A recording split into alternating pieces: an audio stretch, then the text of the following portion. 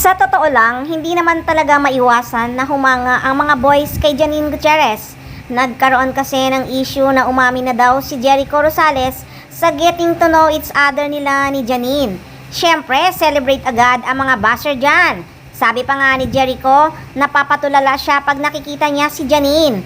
Aniya pa nga ng aktor, she's an amazing person, very sweet, very kind, very funny, and very dedicated.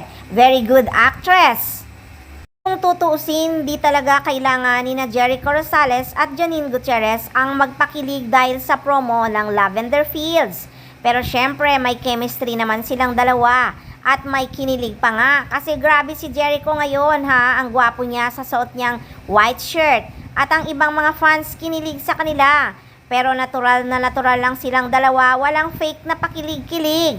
Normal na harutan lang kasi si Nini medyo may pagkaklingi talaga yan. Si Jericho din super sweet sa mga friend niya.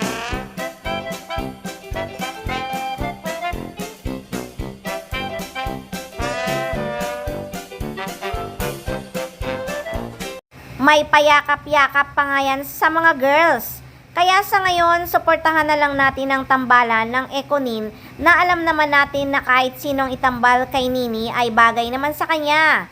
Pero sa ngayon, hindi pwedeng bigyan ng ibig sabihin ang getting to know nila ni Eco. Siguro dahil gusto lang talaga nilang makilala ang isa't isa.